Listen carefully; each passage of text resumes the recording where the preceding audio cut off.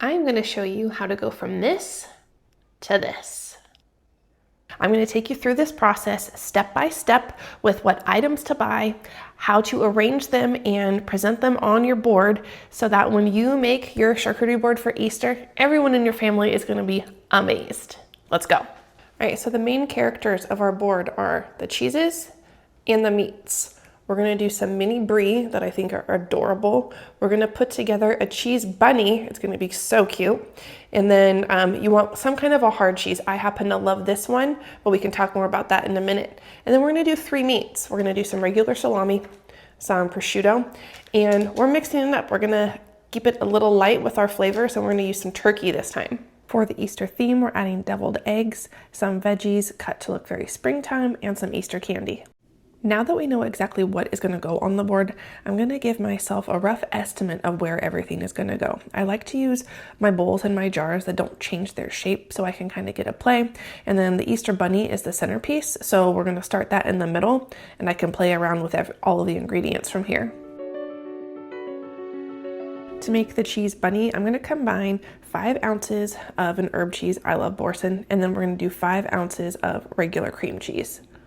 So with my spatula, I'm just gonna combine the herb cheese with the cream cheese because it needs to be soft enough to pipe. And the Boursin all on its own isn't the creamiest cheese, it's kind of stiff. So we're just gonna loosen it up and make it a little more moist, a little more pliable with the cream cheese, and then it's gonna pipe on and it's gonna be super tasty and super cute. To make the cheese bunny, I printed off a little bunny face outline. I used Canva. You could definitely save just a coloring sheet if you Google it, but we're gonna put a piece of parchment paper or wax paper, either one, over the bunny, and we're gonna pipe it on. After the cheese has completely combined, you can transfer it to a piping bag. I like these little tipless disposable piping bags. You could use a Ziploc bag or a regular piping bag, whatever you want. But I like to put it in this one and then just cut off the tip and use it to pipe on our shape. Now you can cut the tip off and get ready to start piping the outline. So what I'm gonna do is go around the edge of the face first and then get on those ears. Make sure you hold your wax paper or food safe paper down with your hand.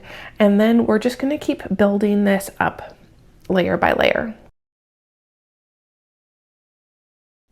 After you've piped the whole bunny out, you're gonna take a butter knife and just kind of smooth out the top so that you can't see the piping lines anymore, and do that around the edges as well.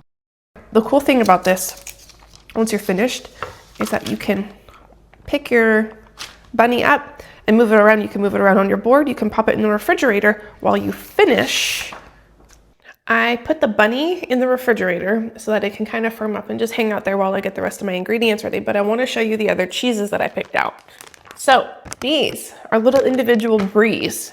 I get them from Costco and they're so cute. And then the other one that we're going to do is this. It's a Cabernet Sauvignon cheddar. You need a aged, sharper flavored cheese for your charcuterie board. Pick any one you like. It doesn't matter. Whatever you want is good. All right, now I'm going to show you how to cut a really big wedge of cheese because I want the purple and the white to show. I want every piece to still get some of that rubbed wine flavor with their cheddar cheese. So I'm going to cut a smaller wedge off first. Then I'm going to clean it up and go through and slice thin slices so that I can arrange it exactly how I want it on my board. To actually arrange your little triangle slices, we're just going to alternate kind of like a zipper to go back and forth. That way it's super easy to serve. It's easy for you to pick up and move around the board. It's the perfect way to display this shape of cheese. Let's prep some veggies.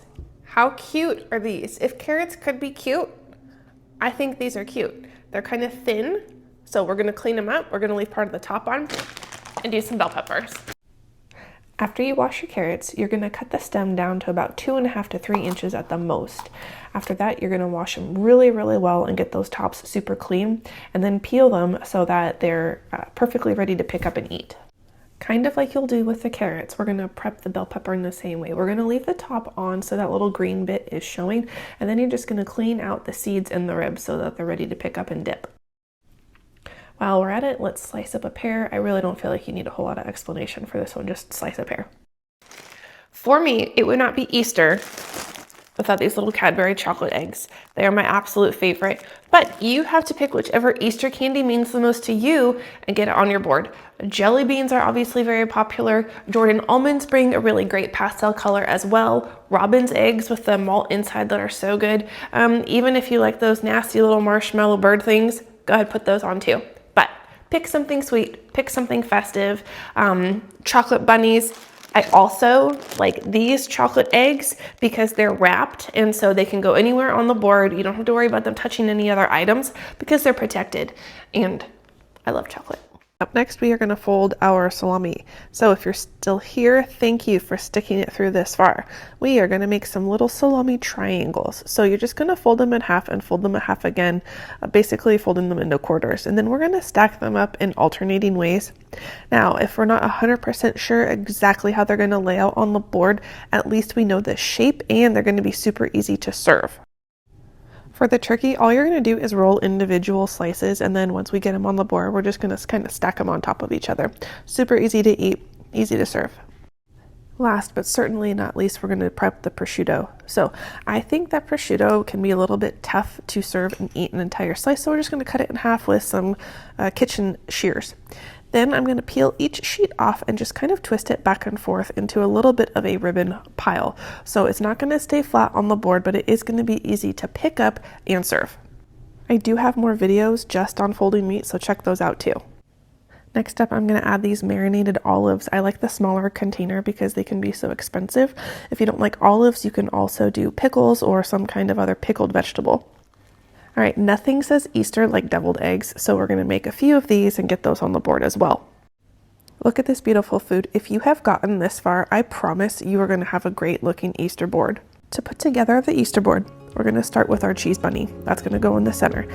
Then I'm basically going to build everything else out around it. Now, a lot of the things that go on this board are going to continue to move around and be flexible. Over here on this side of the board, I'm going to focus on my lighter, sweeter flavors. So I'm going to pair the mini brie around the fig jam, and I'm going to put the prosciutto near that as well. I also have my candy on this side of the board. Opposite from that brie, we're going to put our aged cheddar. Then we're going to put down the prosciutto, and from here on out, you're just going to keep laying things down that kind of go together and move them around so that they fit in the best way possible. Some things are going to move around a lot of times, and that's okay. But you're going to keep laying out your bigger items first that are going to take up more space. And then once those are completely laid out, you'll be able to kind of see where your smaller items are going to fit in. These veggies really tell the Easter story and get everything bright and colorful. One of the nicer things about folding the salami like this is that you can fit it in kind of as a divider between other items and delineate the space.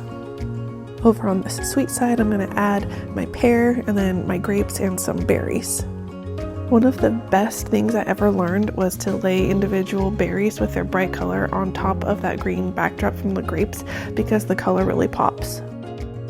For another salty sweet combo, we're going to add on these honey roasted mixed nuts. They have a super fun, delicious candy shell on the outside. Now you can finish up by using some of your fill-in items. Dried fruits are a great option for that. And then I'm going to also add on those wrapped chocolate eggs to finish everything off. But to bump up the Easter and springtime vibe, I got these edible flowers that I'm just going to kind of lay around the cheese bunny and anywhere else that we have empty space. So this time I decided to serve my crackers on the side. I'm doing these bite-sized water crackers, some little toasted baguette things, some heart-shaped ones that I thought were super cute, and some little square olive and rosemary. And you're going to finish the board with your knives, your tongs, anything that's going to help you serve, and you are good to go. So I hope the Easter Bunny comes to see you this Easter. I hope you make the best charcuterie board you possibly can. It's gonna make everyone that you serve so happy and spend time with for this holiday. For more holiday celebration, foods, party stuff, entertaining, make sure you subscribe so you can come back and we can do this some more.